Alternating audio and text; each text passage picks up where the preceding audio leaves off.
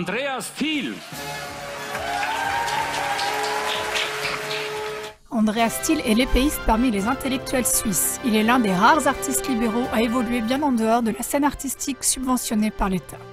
Il assimile l'administration à l'irresponsabilité, le politiquement correct au manque d'humour et le wokeness à la négligence intellectuelle. Il s'est fait connaître par ses satires politiques avec lesquelles il se produit de 1997 à 2017 sur des scènes allant de Berne à Bangkok et pour lesquelles il a été couvert de prix artistiques.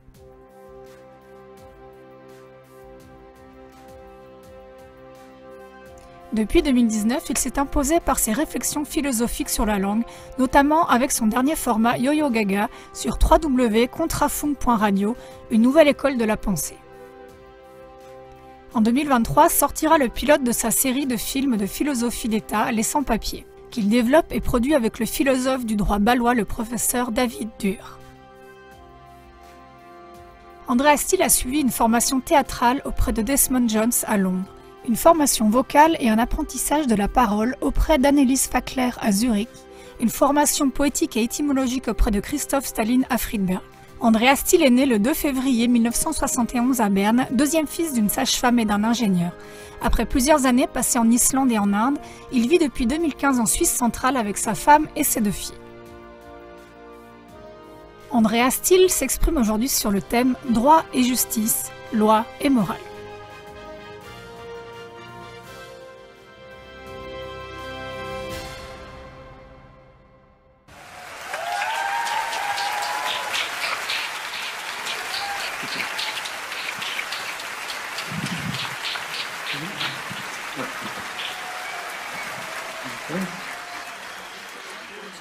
Herzlich willkommen, Ivo Sasek. Herzlichen Dank, Ivo. Ich grüße euch alle. Merci Ivo Sasek, merci Ivo. Je vous salue tous, là-bas dans le monde entier, chers amis, sur tous les continents. Je suis submergé par la taille de ce stade. Je me sens comme une puce face au glacier du pôle Sud. Je voudrais vous faire part de quelques réflexions linguistiques et philosophiques, et plus précisément, je veux réfléchir avec vous sur la relation entre le droit et la justice.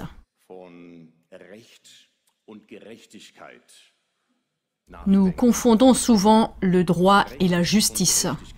Nous les mélangeons, nous les amalgamons. Et au fond, ces 2 choses n'ont absolument rien à voir l'une avec l'autre. Donc, nous examinons le rapport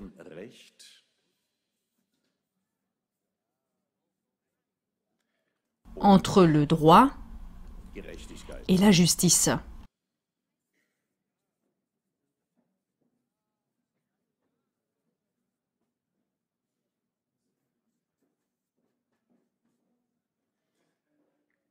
Si je vole ce tableau de conférence à Ivo, il peut porter plainte contre moi. Et s'il ne peut pas prouver le vol, le juge doit alors m'acquitter, car, dans un état de droit, une faute n'est une faute que si elle est prouvée. Le droit est basé sur des lois.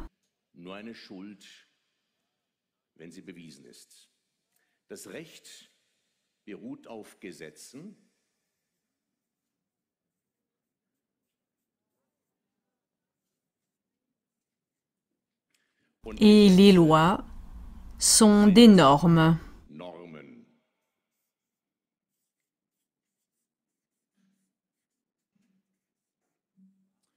Une norme est une mesure, une unité de mesure, ce qui signifie qu'une loi doit être quelque chose de mesurable. On parle aussi de normes légales. Et c'est pourquoi une faute n'est une faute que si elle peut être prouvée. Si le vol ne peut pas être prouvé, alors je peux garder ce tableau de conférence. Ce n'est pas juste, mais c'est le droit, parce que la justice ne vient pas de la loi, mais la justice est liée à la morale.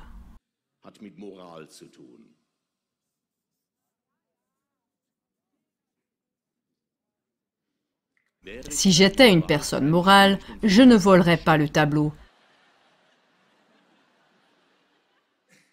Et ça, ce serait juste. Mais si je le vole, soit Ivo agit moralement et peut penser « Eh bien, le pauvre artiste a besoin d'un tableau, il n'a qu'à l'emmener. » Cela ne serait pas conforme au droit, mais ce serait juste car c'est la morale. Mais si Ivo réclame son tableau, le juge m'acquittera quand même si Ivo ne peut pas prouver le vol. Et si Ivo se mettait à penser « Si le droit, la loi ne me rend pas justice, je récupérerai moi-même mon tableau. » Et voilà qu'Ivo entre chez moi par effraction et récupère son tableau. Mais j'ai une caméra de surveillance.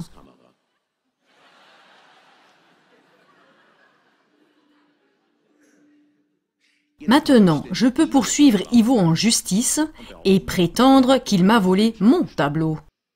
Et comme je peux prouver ce vol, Ivo doit me restituer le tableau et sera également puni par le juge. Et encore une fois, ce n'est pas juste, mais c'est la justice. Nous voyons donc que la justice n'a manifestement rien à voir avec le droit. Et c'est lié au fait que nous avons deux catégories différentes, de même que le droit vient des lois et que les lois sont des normes. La justice vient de la morale. Et la morale n'est pas normalisable. La morale consiste en valeurs.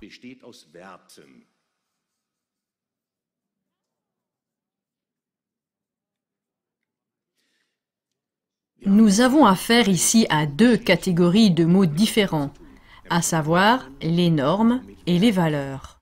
Tout comme les normes doivent être mesurables, tout comme un juge doit avoir quelque chose de mesurable pour pouvoir juger, les valeurs ne sont pas mesurables.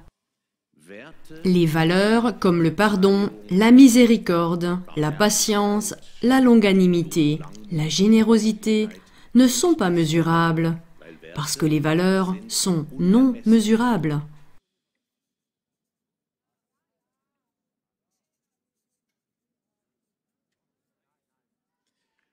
Et ce qui est non mesurable est aussi démesuré.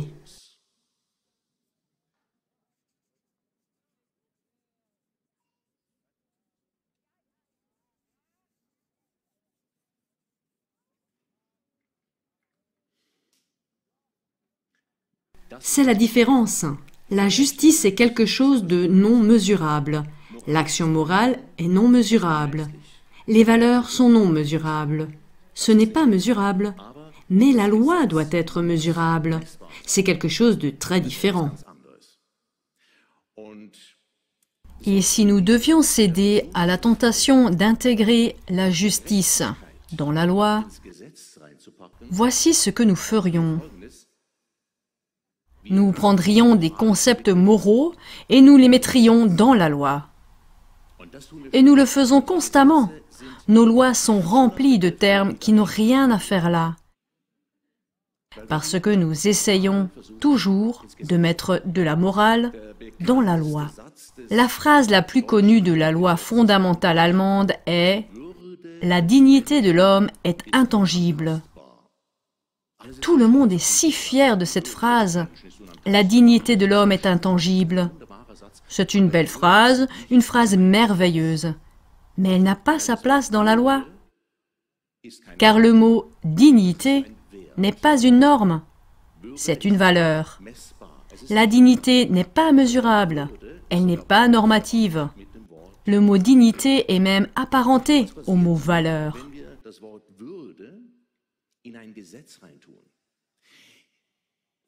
Que se passe-t-il si nous mettons le mot « dignité » dans une loi?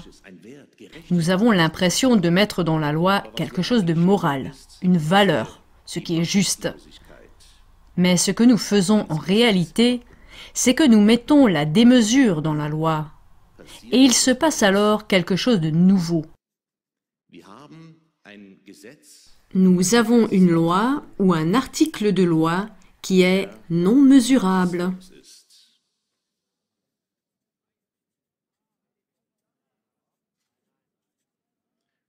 Et cela conduit à l'arbitraire.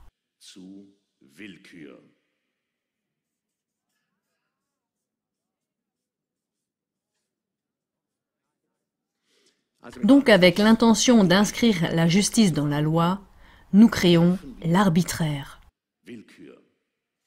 Parce que si je vole ce tableau, je peux invoquer la dignité humaine. Parce que c'est excessif, je peux, en argumentant bien, faire en sorte que le juge m'acquitte de l'accusation de vol. Si je présente de bons arguments, je suis un artiste, Ivo Sasek est un homme riche, il a 10 tableaux. Pourquoi a-t-il besoin de ce tableau? Le juge peut, au nom de la dignité de ce pauvre artiste ici, il peut m'acquitter. Eh bien, Ivo n'a pas besoin de faire tant d'affaires à cause de ce tableau. Mais il peut aussi faire le contraire. Il peut dire « Ivo, c'est un homme si bon, un homme si généreux. Et si on lui vole quelque chose, ce n'est pas une question de ce qu'on lui vole, c'est une question de voler un homme si bon, si bienveillant. » Et là, le juge peut, au nom de la dignité de l'homme, de la dignité d'Ivo, le juge peut me condamner à mort.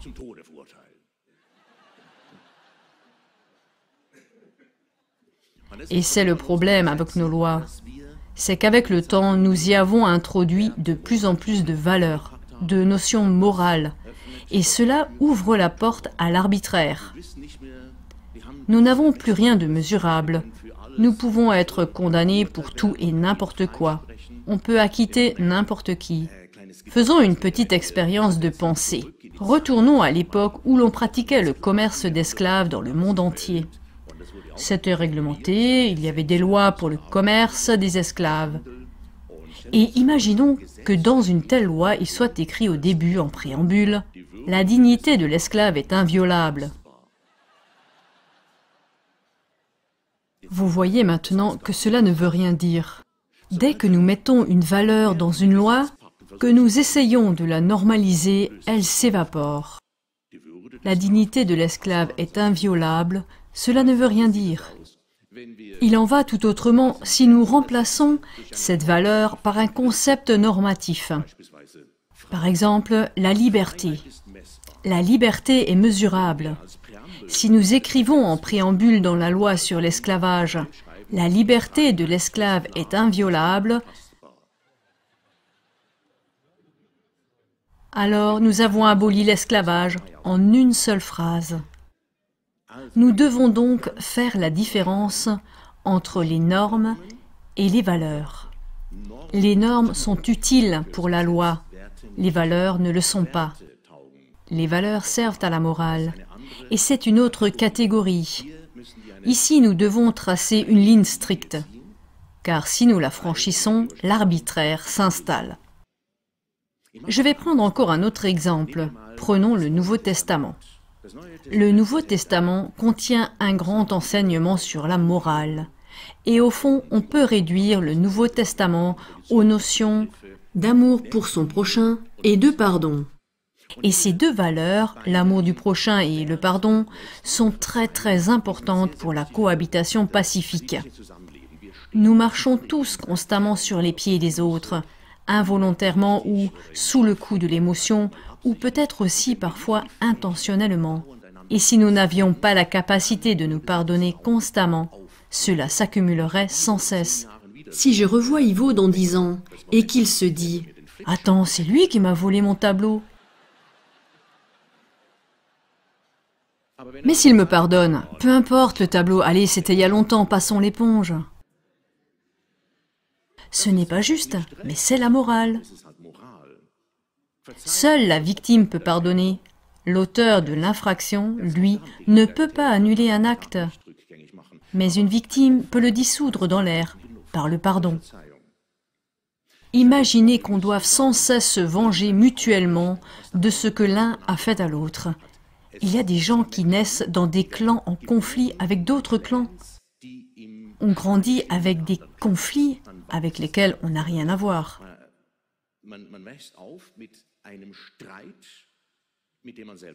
Imaginez que Ivo soit en colère contre moi simplement parce que mon arrière-arrière-arrière-grand-père a volé un tableau à son arrière-arrière-arrière-grand-père.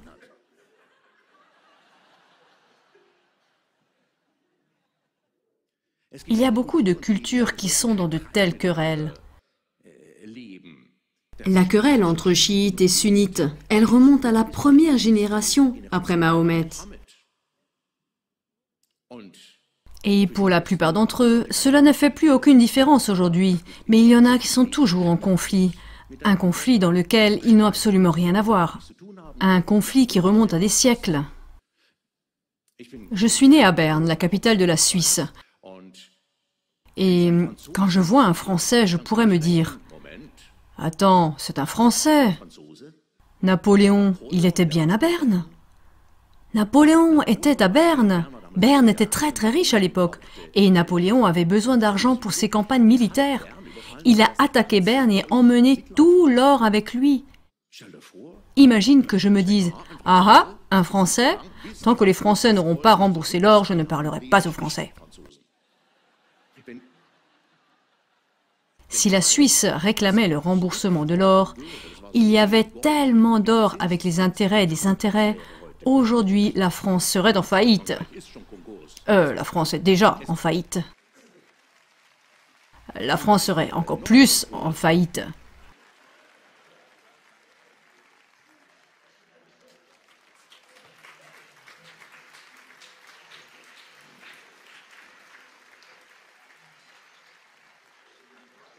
Donc, sans cette capacité de pardonner, c'est-à-dire on passe l'éponge, ça c'est quelque chose d'inconditionnel. Sans pardonner, nous pouvons remonter des générations en arrière. On n'en finirait plus de repousser des frontières, de rendre les propriétés. On devrait quitter nos maisons parce que quelqu'un, une famille, s'est vu retirer cette maison il y a 3 générations. On n'arriverait plus à rien parce que toute l'histoire de l'humanité n'est rien d'autre que le fait de s'être volés les uns les autres, de s'être assassinés les uns les autres. Nous n'arrivons plus à rien. Nous ne pouvons vivre ensemble en paix que si nous sommes capables de pardonner. Et comme c'est si important pour une société, nous pourrions avoir l'idée d'insérer le pardon dans la loi. La société est plus paisible si nous faisons de ce pardon une norme légale. Et c'est exactement ce que nous faisons. Nous dépassons cette limite. Nous pensons que nous créons la justice, mais en fait, nous intégrons la démesure dans la loi. Car si Ivo me traîne maintenant devant le juge parce que j'ai volé son tableau, depuis lors Ivo est aussi devenu plus intelligent, il a maintenant aussi une caméra de surveillance, ce qui signifie qu'il peut prouver le vol. Et maintenant le juge dit « Oui, nous avons ici une nouvelle loi tirée du Nouveau Testament et il y est écrit « Si quelqu'un te frappe sur la joue, tends aussi l'autre joue. » Et Ivo est alors condamné à me remettre un deuxième tableau.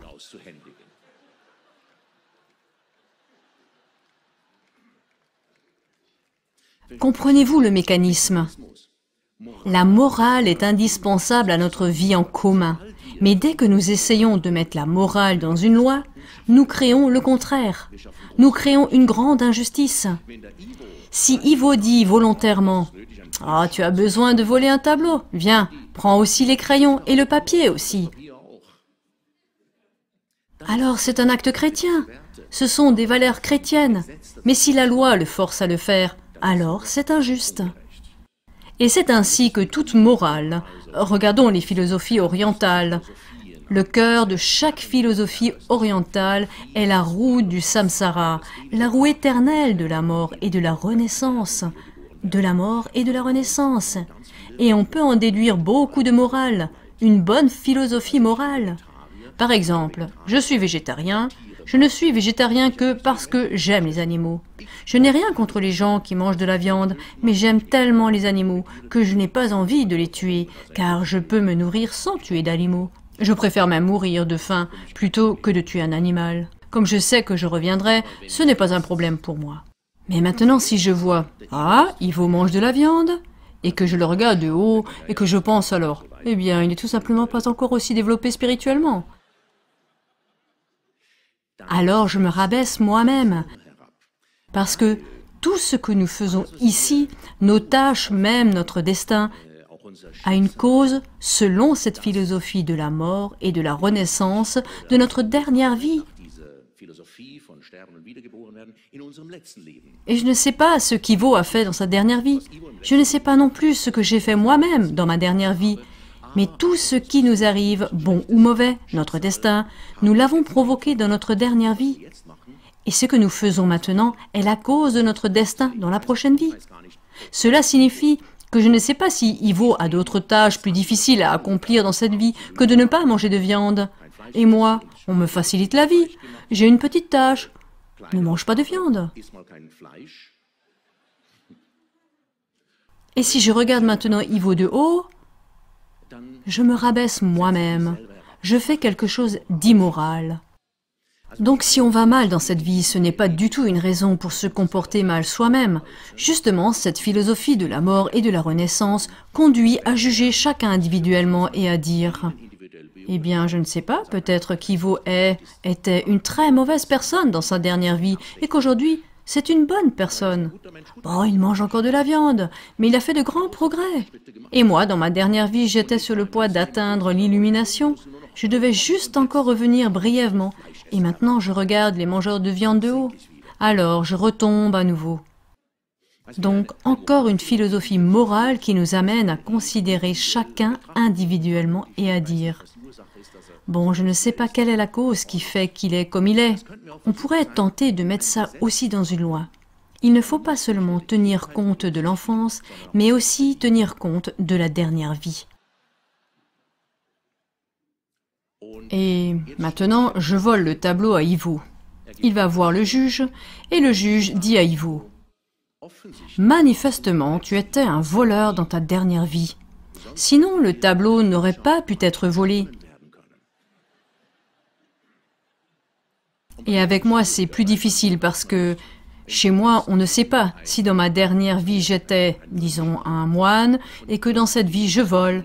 Alors c'est une très mauvaise action de ma part. Mais si dans ma dernière vie j'étais un meurtrier et que dans cette vie je ne suis plus qu'un voleur, alors on doit me féliciter pour cette amélioration.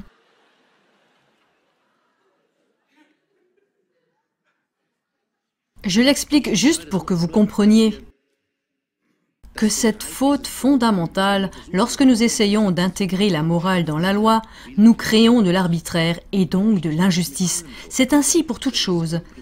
Prenons ce principe de base du zen. La phrase la plus importante du zen est « vis dans l'instant présent ». Vis dans l'instant présent. La raison en est que si nos pensées s'égarent dans le futur, alors la peur peut surgir. Si nous nous égarons dans le futur, nous pourrions soudainement avoir peur. Oui, que se passera-t-il si nous tombons malades, si une catastrophe écologique survient, si le climat s'effondre, que pourrait-il se passer? C'est justement lorsque nos pensées s'égarent dans le futur que la peur apparaît.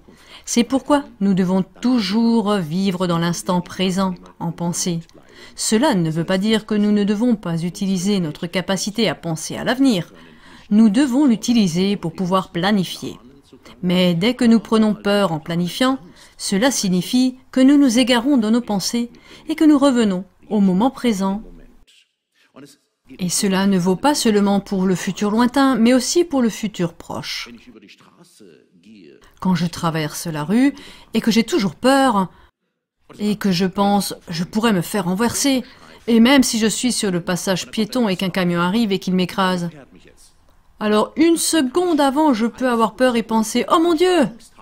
Ou je peux simplement rester dans le moment présent et penser « ah, cela ne change rien au fait que je vais me faire écraser ».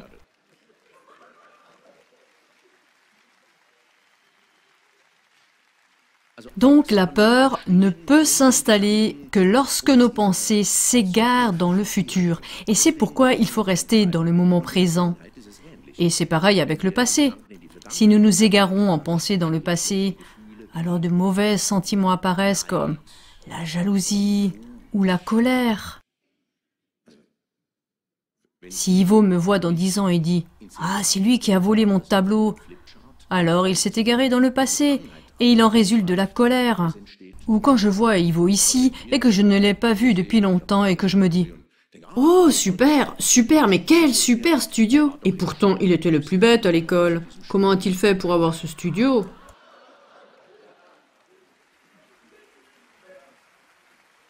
Ce n'est que lorsque nous nous égarons dans le passé que nous pouvons faire des comparaisons. D'autres qui ont peut-être eu plus de chance que nous, qui ont fait carrière sans nous, alors qu'ils n'ont aucun talent ou quelque chose comme ça. Ce n'est que lorsque nous nous égarons que des pensées négatives, comme la colère ou l'envie, la jalousie, peuvent s'installer. Et cela ne veut pas dire que nous ne devons pas utiliser notre capacité à regarder dans le passé pour en tirer des leçons. Mais dès qu'il en résulte de la colère, « Ah, un Français, ils ont toujours notre or !» Lorsque la colère apparaît, nous devons revenir au moment présent. Nous sommes ici, nous oublions le passé. Et parce que ce principe de base du zen fait que nous n'avons ni peur ni sentiment négatif envers les autres, nous pourrions à notre tour être tentés de dire « Bon, si nous voulons une société pacifique, alors inscrivons cela dans la loi. Chacun doit rester dans le moment présent. Et nous nous attendons ensuite à une société plus juste. » Mais ce qui va arriver sera à nouveau exactement le contraire. Je vole le tableau, Ivo va voir le juge et dit « Voilà, l'artiste m'a volé le tableau. » Et le juge lui répond « Oui, nous avons une nouvelle loi ici, manuel de zen. Ivo, ne t'égare pas dans le passé, cela ne fait que t'énerver. » Puis Ivo dit « Oui, mais s'il m'a volé le tableau, alors il pourrait revenir et voler davantage. » Et le juge dit « Ne t'égare pas dans le futur, cela ne fait que t'effrayer. »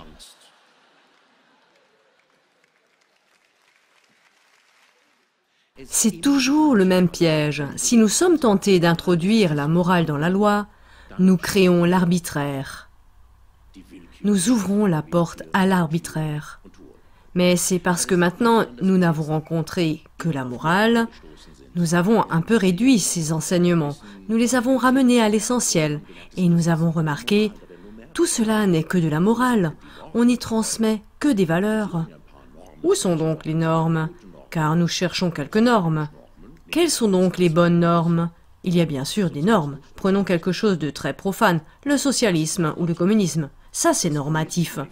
Le manifeste communiste, par exemple, peut se résumer à cette phrase. La propriété privée est abolie. Et ça, c'est la définition de Karl Marx.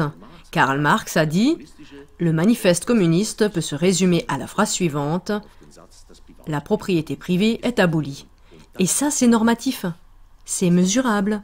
Selon Karl Marx, la différence entre le socialisme et le communisme est la suivante. Dans le socialisme, l'argent circule encore. Dans le communisme, il ne circule plus. C'est la seule différence. Et si nous disons maintenant, ah bien, c'est tout de même une norme, merveilleux, inscrivons-la tout de suite dans la loi, nous aurons une norme. Qu'est-ce que cela signifie maintenant? Je vole le tableau, Ivo va voir le juge et dit « Til a volé mon tableau » et le juge dit « Ah ah, tu étais donc en possession d'un tableau !»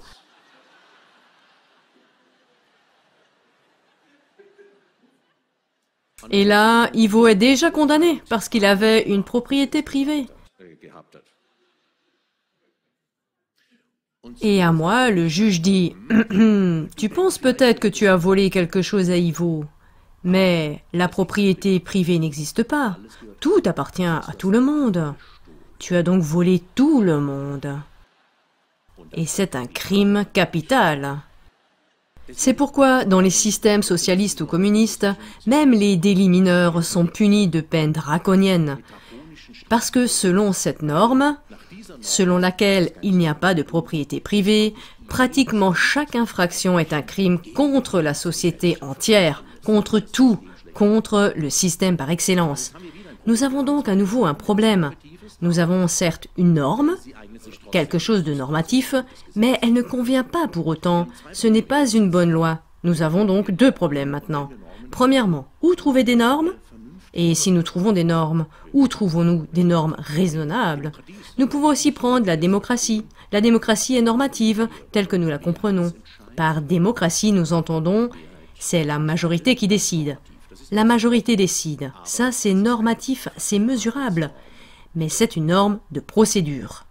Cela signifie que si nous disons « Bon, notre loi est simple, c'est la majorité qui décide », alors Ivo va voir le juge et le juge doit d'abord demander à tout le monde « Qui est d'avis que le vol doit être interdit ?» Si une majorité se dégage et dit « Oui, oui, le vol doit être interdit », le juge doit alors à nouveau demander tout le monde « Qui est d'avis que Thiel a volé le tableau d'Ivo ?» Alors ça, on connaît, lorsque le juge dit « Oui, ce visage me dit qu'il en est capable. Oui, probablement. »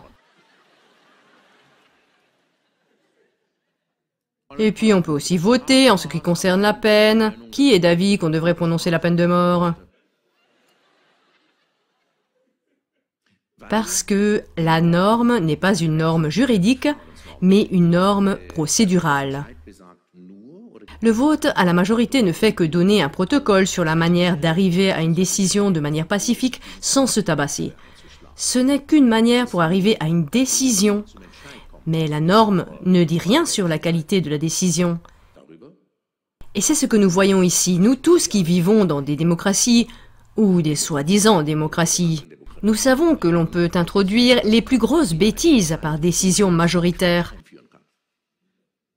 Nous pouvons faire de n'importe quelle connerie une loi, par un vote majoritaire normalisé. Nous pouvons introduire le socialisme, le nazisme par un vote à la majorité. Nous pouvons introduire la peine de mort, nous pouvons réintroduire l'esclavage par un vote à la majorité. La démocratie dit seulement, nous avons un processus, une manière pour arriver à une décision, une prise de décision, et qui dit, tout le monde lève la main, la majorité gagne. Mais la démocratie ne dit rien sur la qualité de la décision. Nous devrions peut-être essayer de nous passer de normes. Dans l'anarchie, c'est-à-dire un état de non-droit, par exemple, nous n'avons pas de règles universellement contraignantes. Voyons ce qui se passe dans l'anarchie. Pas de règles universellement contraignantes. Rien ne nous empêche d'établir nos propres règles dans des groupes informels. Mais supposons que je n'accepte pas les règles du groupe d'Ivo.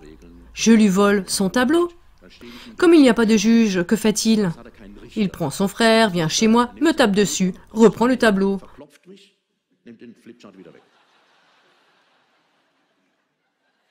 Ou alors, Ivo vient avec son frère, il ne sait pas que moi j'ai deux frères. Puis nous tabassons Ivo et son frère, et ils repartent sans le tableau. Ou peut-être qu'un troisième arrive et dit « Je pourrais être votre médiateur. » Et là, Ivo et moi tabassons ensemble le troisième et lui disons « T'en mêles pas. » Mais il se peut aussi que Ivo ait une bonne morale et dise « Eh bien, prends le tableau, j'en ai un autre. »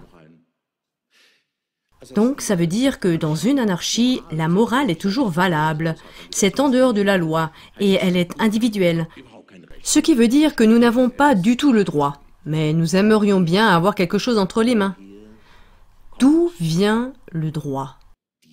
D'où viennent les normes raisonnables? Il n'y en a que 3 dans toute la littérature. Dans toute la littérature que je connais, il n'y a que 3 normes raisonnables et elles se trouvent dans l'Ancien Livre, qui est valable pour les Juifs, les musulmans et les chrétiens. Ce sont les 10 commandements de l'Ancien Testament, le 2e livre de Moïse, l'Exode. Mais nous devons faire la différence entre les normes et les valeurs. Nous devons aussi le faire pour les 10 commandements car, parmi les 10 commandements, il n'y a que 3 normes. Il n'y a que 3 commandements normatifs. Le reste, c'est de la morale. C'est très important car de la morale vient la justice. Mais nous regardons le normatif. Les commandements normatifs, c'est tout simplement « tu n'assassineras point ». Je sais que dans certaines traductions, il est écrit « tu ne tueras point ». Mais il y a une différence entre tuer et assassiner. Si j'écrase le chat d'Ivo en me garant, ce n'est pas un meurtre, c'est triste. De même, si je renverse la belle-mère d'Ivo, ce n'est pas un meurtre. Si Ivo renverse lui-même sa propre belle-mère, c'est peut-être un meurtre, je ne sais pas.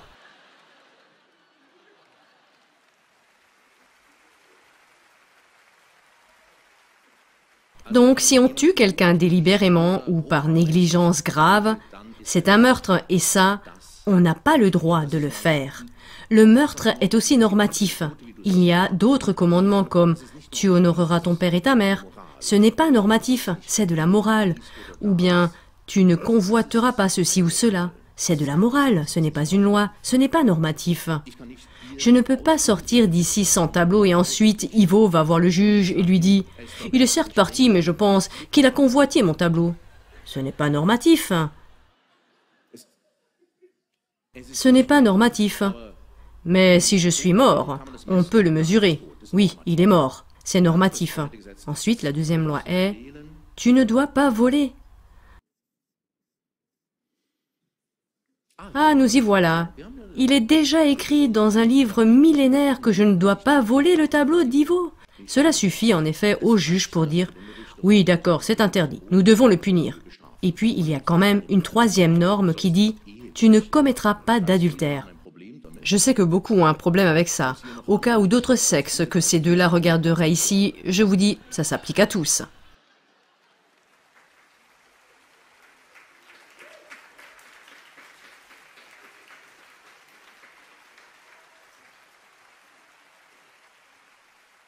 Donc, ce sont les trois seuls commandements normatifs que nous avons.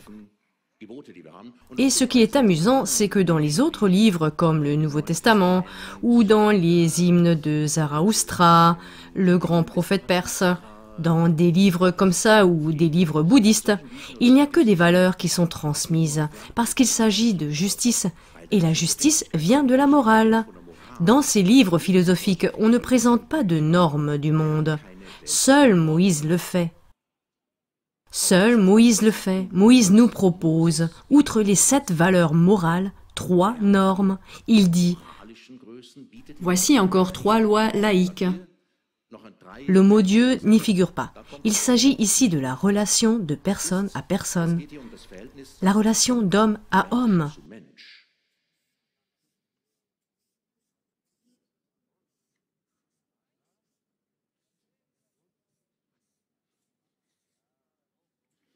La relation d'homme à homme.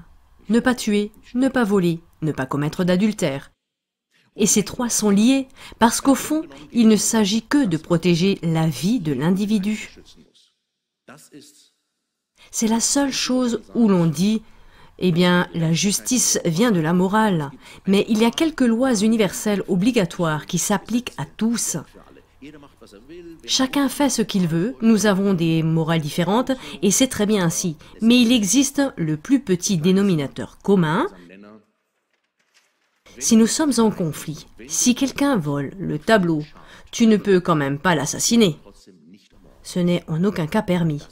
Et cela signifie en fait que, quoi qu'il arrive, nous devons épargner la vie de l'autre. Nous devons nous ménager mutuellement. Nous ne pouvons pas protéger la vie, ce serait se protéger contre le destin. Ça, nous ne savons pas le faire, mais il s'agit d'épargner la vie de l'autre.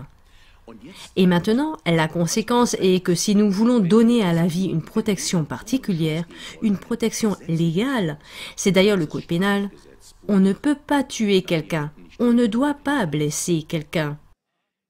Si on veut donner un cadre légal particulier à la vie, alors il faut automatiquement donner un cadre légal à la famille.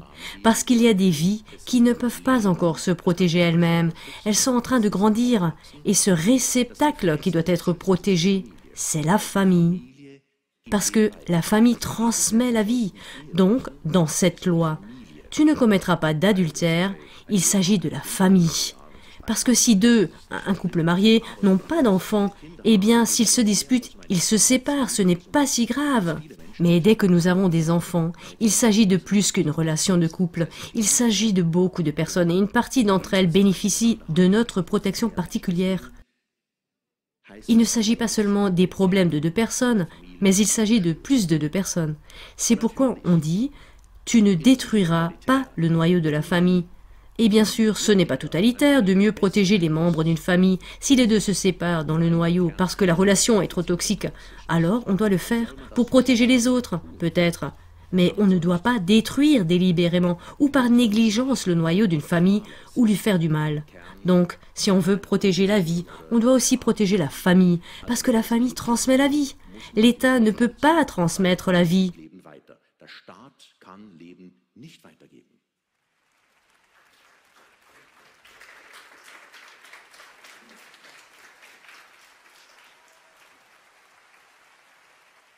Il essaye toujours de le faire.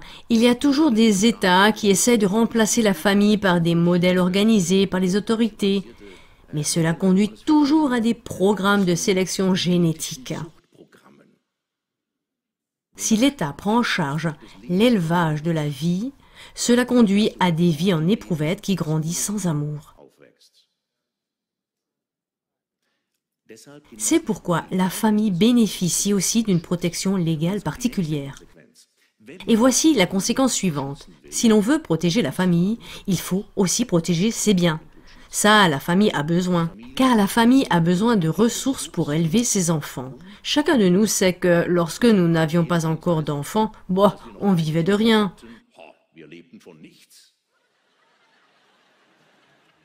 Mais dès qu'on a des enfants, on se dit « Oh là là, c'est cher !» C'est pourquoi, si l'on veut protéger la famille, il faut aussi protéger la propriété. Ce sont les 3 piliers légaux qui constituent tout état de droit. Chez nous, en Suisse, ce sont le code pénal, le code des obligations et le code civil. Tout état de droit dans le monde repose sur ces 3 piliers légaux. La vie, la propriété privée, la famille.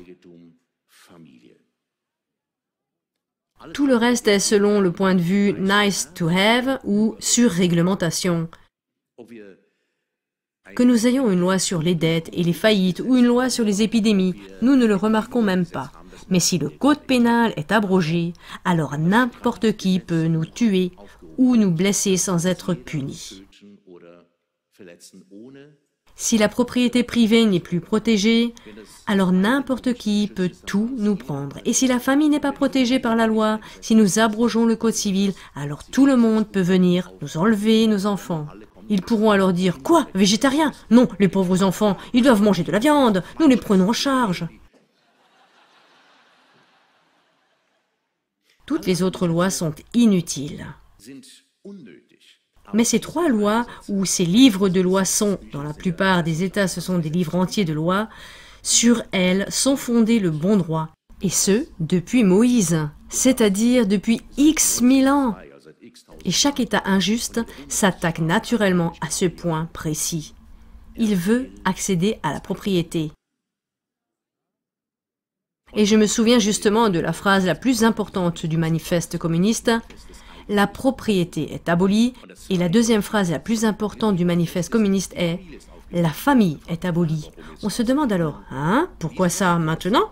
Et puis on dit que Karl Marx a dit à ce sujet. Il argumente précisément sur le fait que la famille transmet la propriété, et c'est pourquoi il faut supprimer la famille et la remplacer par une autre forme de société afin de pouvoir accéder à la propriété.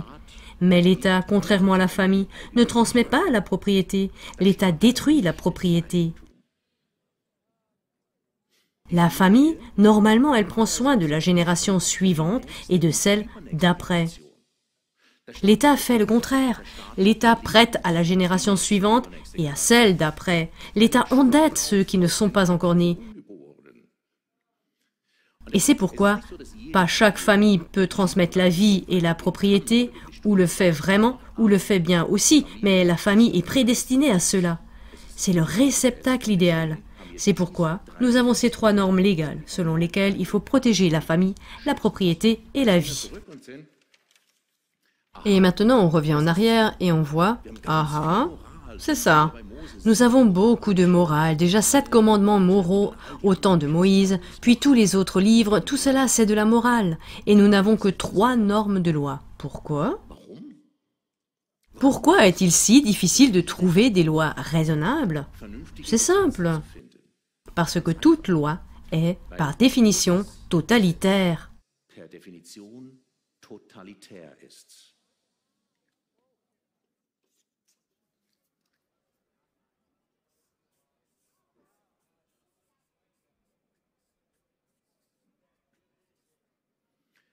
Totalitaire. Littéralement, cela signifie qui englobe tout.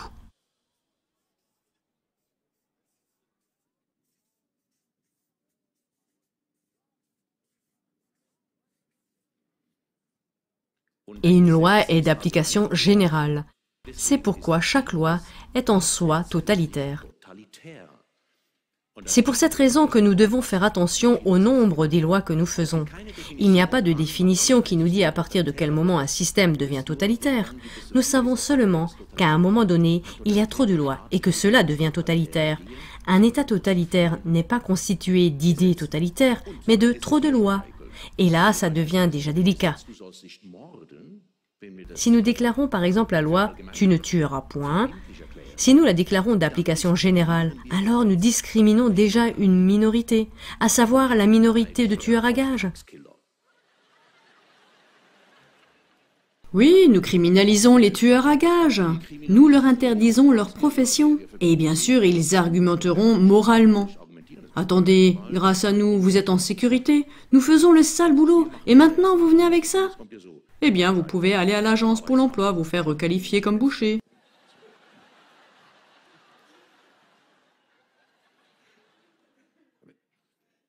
Si nous votions pour savoir si tout le monde est d'accord pour interdire le meurtre, nous obtiendrions peut-être 65% de oui dans les urnes. Il y en a qui sont pour la peine de mort, il y en a beaucoup qui ne sont pas d'accord. Mais c'est comme ça avec les lois. Elles sont totalitaires. Elles s'appliquent à tous, même à ceux pour qui c'est défavorable, comme les tueurs à gages. Imaginez que je sois végétarien, comme je l'ai dit. Et je ne suis vraiment végétarien que parce que je trouve les animaux tellement mignons. Je n'aime pas les tuer pour me maintenir en vie. J'aime les animaux, il n'y a rien de plus inoffensif qu'un végétarien. Et il est amusant de constater qu'en tant que végétarien, j'ai même une espérance de vie plus longue, car je suis en meilleure santé.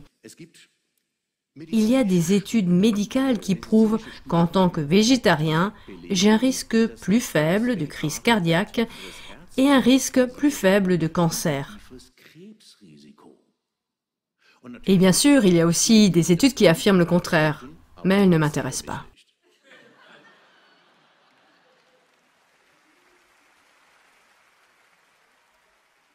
Mais imaginez que je devienne ministre de la Santé et que je suis responsable de la santé publique.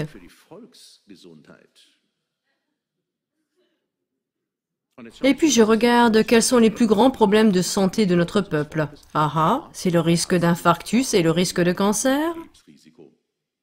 Pour moi, c'est très simple. J'ordonne au peuple d'être végétarien, tous végétariens. C'est bon pour le peuple, c'est sain. Le peuple vit plus longtemps, j'ai même un conseil scientifique, et comme par hasard, tous des végétariens. Et maintenant, en toute connaissance de cause, j'interdis la consommation de viande. Et alors, que se passe-t-il au sein de la population? Nous vivons ici, nous avons une culture de la viande, on mange beaucoup de viande ici. Et en été, les gens vont malgré tout faire des barbecues, je me dis alors, ah, le peuple ne respecte pas les règles, donc je dois punir la consommation de viande. Je dis 10 francs d'amende par saucisse. Les gens se disent, peu importe, ils continuent à faire des barbecues. Peut-être derrière la maison. Et ceux qui sont étatistes, bien sûr, deviennent tout de suite végétariens et regardent par la fenêtre et disent « Ah ah, les voisins, Ivo, faites un barbecue !» Ils appellent la police et disent « Chez Ivo, il faut un barbecue. » La police arrive et alors, il y a 10 francs d'amende par saucisse à payer. Ivo pense « Eh bien, la saucisse sera un peu plus chère. » Mais c'est ce que tout le monde pense. Ils ne se laisseront pas détruire leur culture. Et moi, en tant que ministre de la Santé, je pense « Ah ah, le peuple ne respecte toujours pas les lois. Manifestement, l'amende n'est pas encore assez élevée. » Et ensuite, j'augmente la sanction.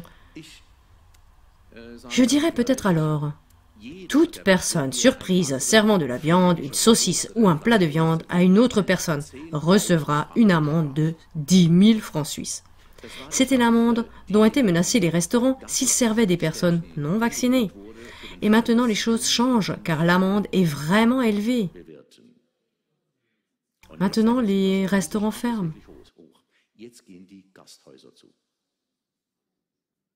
Et que fait Ivo?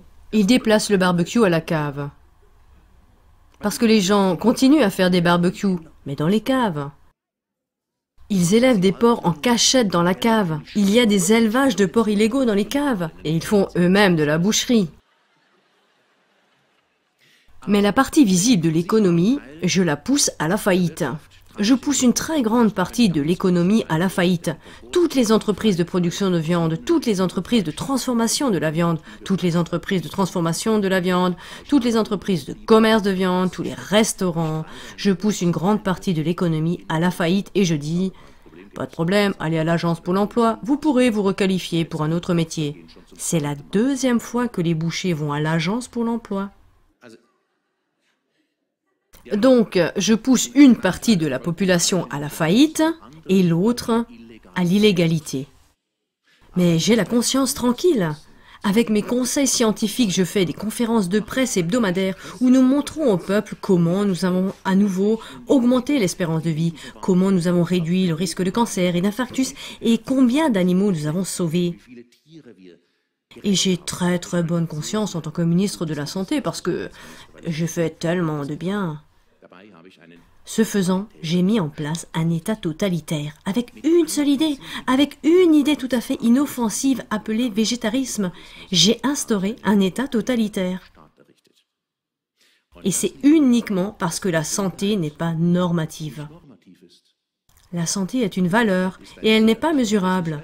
On ne peut pas faire un test PCR et dire ensuite « Ah, positif, malade, négatif, en bonne santé, positif, malade, négatif, en bonne santé ». Cela ne fonctionne pas ainsi. Il ne devrait même pas y avoir de ministre de la Santé.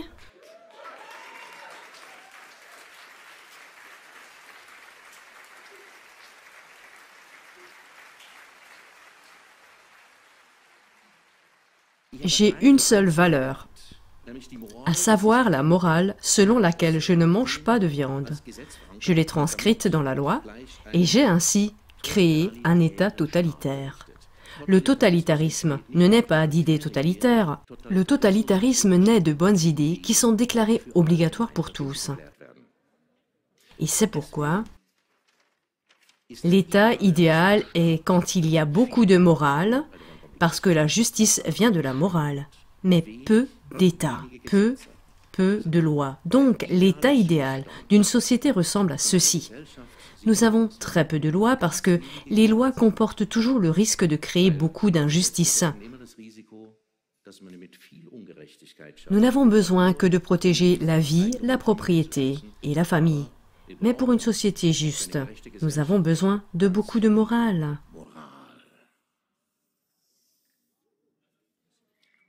C'est l'état idéal d'une société car c'est de la morale que vient la justice, pas de la loi. Mais quel est l'état des sociétés dans lesquelles nous vivons? Nous avons beaucoup de lois. Et nous n'avons plus de morale.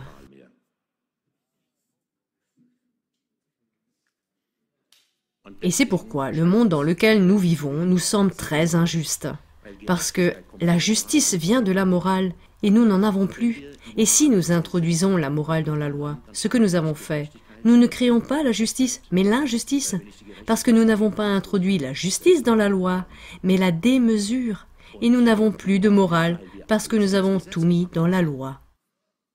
La charité envers les sans-abri, les pauvres, la protection des animaux, la protection de l'environnement, le climat. Nous avons tout mis dans la loi en pensant que les pauvres iraient mieux, ou que les animaux iraient mieux, ou que le climat irait mieux. Non, le mécanisme est exactement le contraire. Tout le monde va plus mal. Et ça, c'est notre problème. Nous avons depuis longtemps dépassé cette limite et avons trop de lois. Et c'est là que naît toute une injustice. Et nous n'avons plus de morale, plus de ressources pour créer la justice. Et maintenant vient la grande question. Comment revenir à cette situation? Comment passer de beaucoup de lois à peu de lois? Je ne le sais pas. Dans l'histoire, les choses arrivent rarement sans effusion de sang. Cela passe par la révolution, les barricades, les bâtiments officiels en feu, la guerre civile. Je n'ai pas envie de cela. Mais la bonne nouvelle, c'est que passer de peu de morale à beaucoup de morale, c'est facile. C'est privé, ce n'est pas dans la loi. C'est indépendant du fait que nous ayons trop de lois ou non. Nous pouvons avoir plus de morale à tout moment, toujours.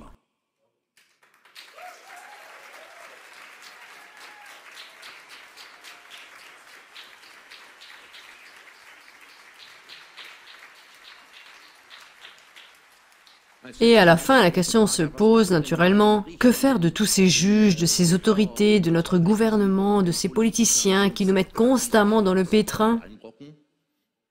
Eh bien, laissons-les faire. Ils prélèvent des impôts. Ils nous punissent, nous devons payer des amendes. Ah, s'ils veulent l'argent! Jésus a pourtant montré la pièce de monnaie avec le portrait de l'empereur dessus et a dit « Rendez à César ce qui appartient à César ». S'ils veulent le pouvoir et l'argent, eh bien qu'ils le prennent. S'ils s'occupent de ces choses mondaines, de ces choses matérielles, oui qu'ils le fassent. Nous nous occupons de ça ici.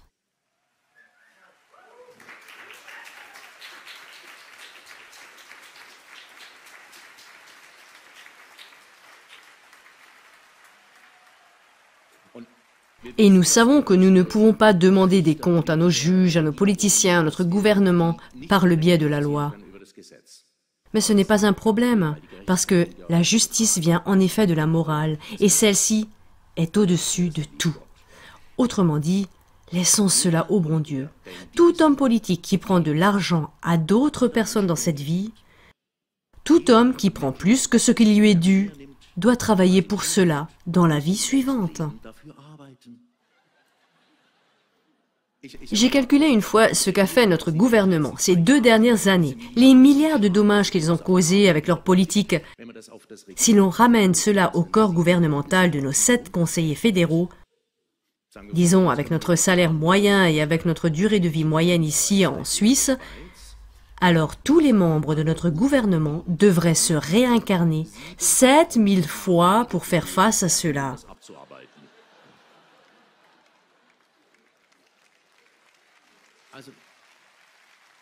Donc nous ne pouvons même pas être en colère contre eux. Nous devons avoir de la compassion pour ces pauvres gens. Nous devons avoir de la compassion pour nos gouvernements, pour nos politiciens. Nous devons encore demander au bon Dieu, ne sois pas si sévère. 2000 renaissances suffiraient.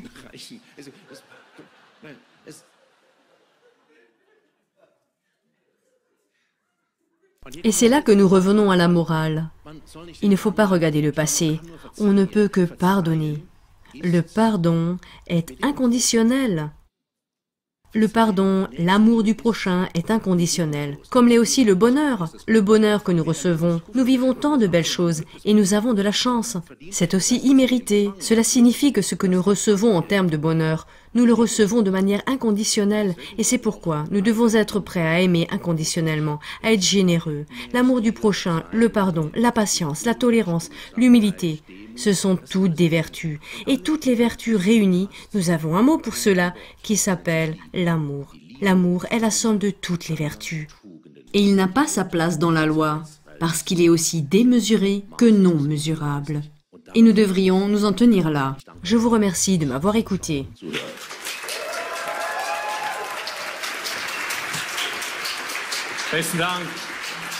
Merci beaucoup, c'était brillant.